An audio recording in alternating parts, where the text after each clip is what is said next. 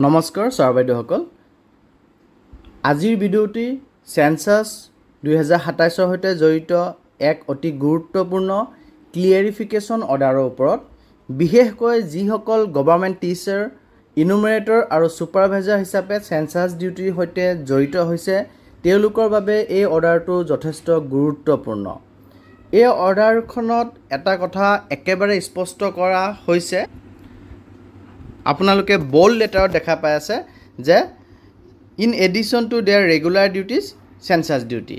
গতিকে ইয়াত স্পষ্ট কৰি দিয়া হৈছে যে এই census duty in addition to regular duties বুলি কোৱাৰ অৰ্থ কি।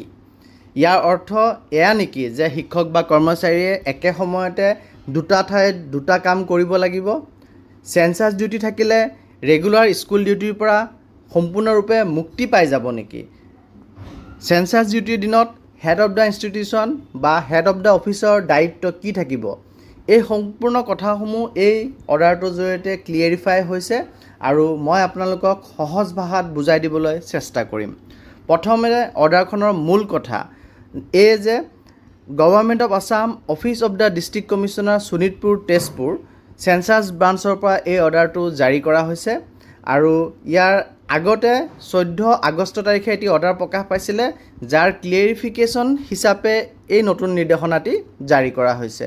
আৰু এই অৰ্ডাৰটোত government of India union cabinet approve scheme for conduct of census 2027 2025 চনৰ ডিচেম্বৰ মাহৰ 12 তাৰিখৰ যি স্কিম আছে তাৰ কথা উল্লেখ কৰিছে আৰু এই স্কিমৰ ইমপ্লিমেণ্টেশ্যন ষ্ট্ৰেটেজি আৰু টাৰ্গেটছ অনুসৰি ইনুমেৰেটৰসকলে, বিশেষকৈ গভৰ্ণমেণ্ট টিচাৰসকলে সেন্সাছৰ field work in addition to their regular duties, অৰ্থাৎ নিজৰ ৰেগুলাৰ চাকৰিৰ দায়িত্বৰ উপৰিও সেন্সাছৰ দায়িত্ব পালন কৰিব লাগিব বুলি উল্লেখ আছে।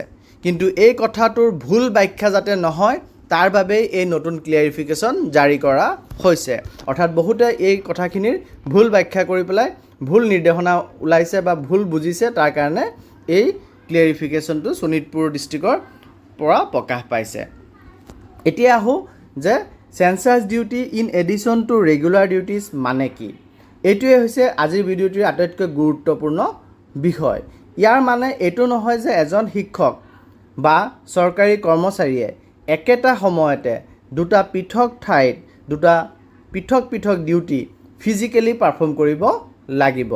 অৰ্থাৎ যদি কোনো শিক্ষকক এটা নিৰ্দিষ্ট সময়ত সেন্সাস ফিল্ড ডিউটি দিয়া হৈছে, তেন্তে সেই সময়ত তেওঁ সেন্সাস ডিউটিহে কৰিব।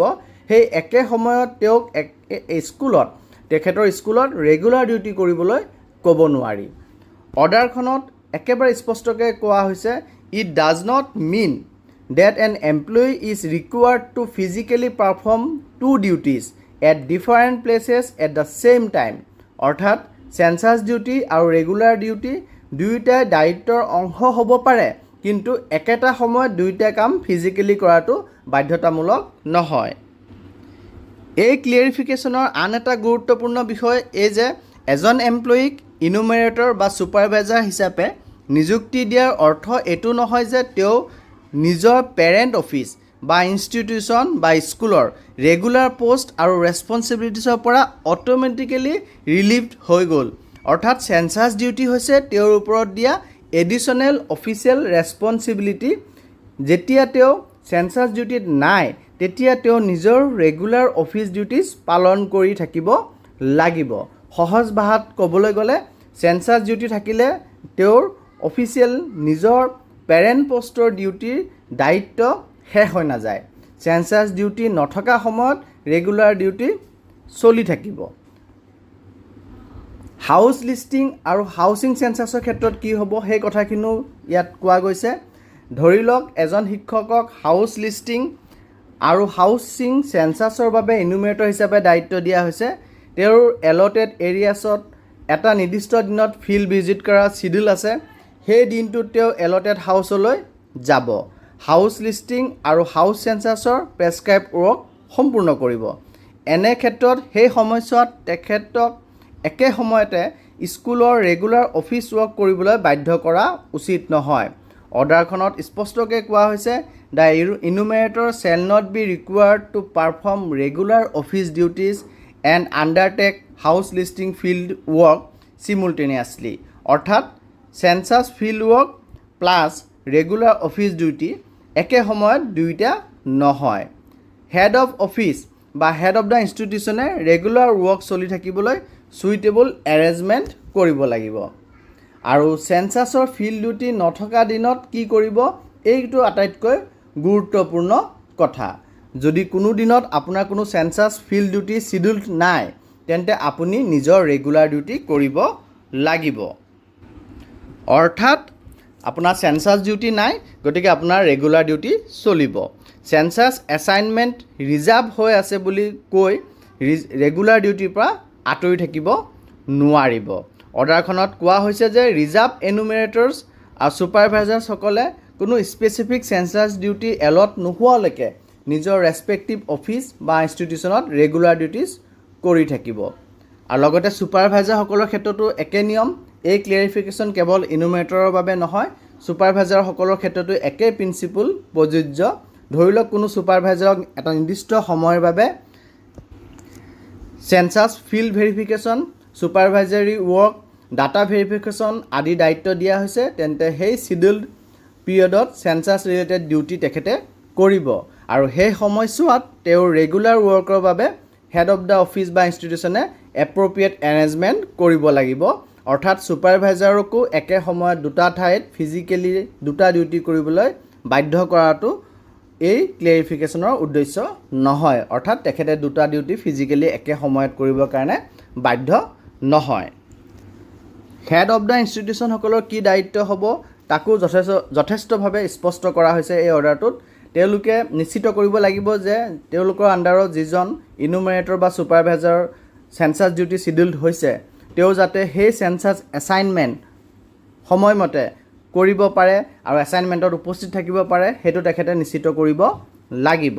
আনহাতে তেখেতৰ ইনষ্টিটিউশ্যনৰ ৰেগুলাৰ ৱৰ্ক যাতে সম্পূৰ্ণৰূপে বন্ধ নহয়, তাৰ বাবেও তেখেতে নেচেচেৰী যি এৰেঞ্জমেণ্ট কৰিব লাগে সেয়াও কৰিব লাগিব। অৰ্থাৎ সেন্সাছ ডিউটিৰ বাবে টিচাৰক বাধা দিয়াও নহ'ব আৰু স্কুলৰ ৰেগুলাৰ ৱৰ্ক চলাবলৈ অল্টাৰনেটিভ এৰেঞ্জমেণ্টো হেড অফ দ্য ডিপাৰ্টমেণ্টে কৰিব লাগিব।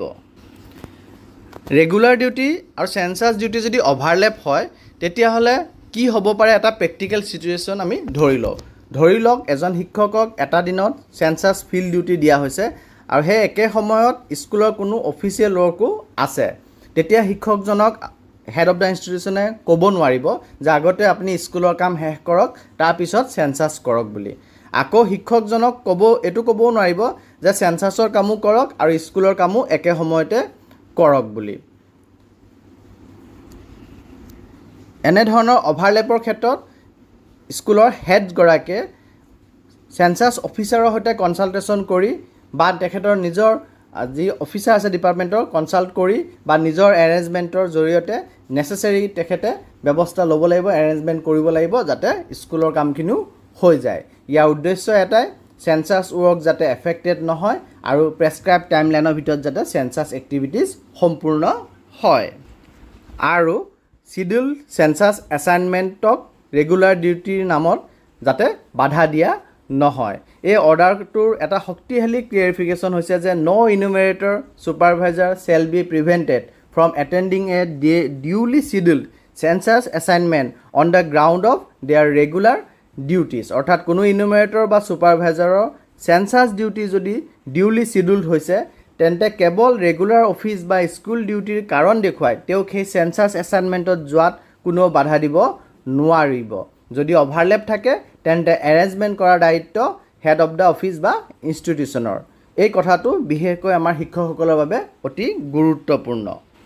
আৰু যিসকল ৰিজাৰ্ভডত আছে, ৰিজাৰ্ভ ইনুমেৰেটৰ বা ছুপাৰভাইজাৰ, তেওঁলোকে যিহেতু ৰিজাৰ্ভত আছে আৰু এতিয়ালৈকে তেওঁলোকক কোনো স্পেচিফিক সেন্সাছ ডিউটি এলট কৰা হোৱা নাই, তেন্তে তেওঁলোকে নিজৰ ৰেগুলাৰ অফিচ বা স্কুল ডিউটি কৰি থাকিব লাগিব। যেতিয়া তেওঁলোকক স্পেচিফিক সেন্সাছ ডিউটি এলট কৰা হ'ব, তেতিয়া প্ৰেছক্ৰাইব শিডিউল আৰু সেন্সাছ অথৰিটিৰ ইনষ্ট্ৰাকশ্যন অনুসৰি সেই সেন্সাছ ডিউটি পালন কৰিব লাগিব। আৰু সেই সময়ত ৰেগুলাৰ ৱৰ্কৰ বাবে হেড অফ দ্য ইনষ্টিটিউশ্যনে এৰেঞ্জমেণ্ট কৰিব লাগিব। কিন্তু যিখিনি সময়লৈকে তেওঁলোক ৰিজাৰ্ভত থাকি আছে, সেইখিনি সময়লৈকে ৰেগুলাৰ ডিউটি তেওঁলোকে কৰিব লাগিব। শেষত এই অৰ্ডাৰটোৰ লজিক আমি এটা সৰু উদাহৰণে বুজিব চেষ্টা কৰোঁ। ধৰক আপুনি এজন গভৰ্ণমেণ্ট টিচাৰ আৰু আপোনাক চেঞ্চাছ এনুমেৰেটৰ হিচাপে দায়িত্ব দিয়া হৈছে। সোমবাৰে আপোনাৰ কোনো চেঞ্চাছ ফিল্ড ডিউটি নাই, তেন্তে আপুনি স্কুলত ৰেগুলাৰ ডিউটি কৰিব লাগিব। মঙলবাৰে আপোনাক হাউচ লিষ্টিঙৰ ফিল্ড ৱৰ্কৰ বাবে এলটেড এৰিয়াত যাবলৈ চিডিউল কৰা হৈছে, তেন্তে মঙলবাৰে চিডিউল্ড চেঞ্চাছ পিৰিয়ডত আপুনি চেঞ্চাছ ফিল্ড ৱৰ্ক কৰিব।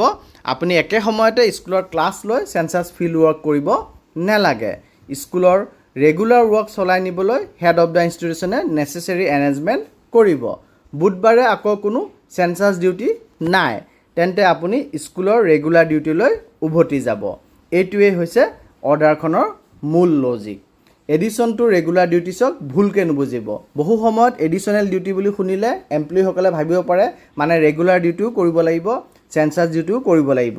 কিন্তু এই অৰ্ডাৰটোৱে সেই কনফিউজটো আঁতৰাই দিছে। এডিশ্যনেল ৰেছপঞ্চিবিলিটি মানে দায়িত্বৰ সংখ্যা বৃদ্ধি হৈছে, কিন্তু তাৰ অৰ্থ এইটো নহয় যে একে সময়তে দুটা ঠাইত দুটা কাম কৰিব লাগিব। এই কথাখিনিকে ইয়াৰ দ্বাৰা ক্লিয়াৰ কৰা গৈছে।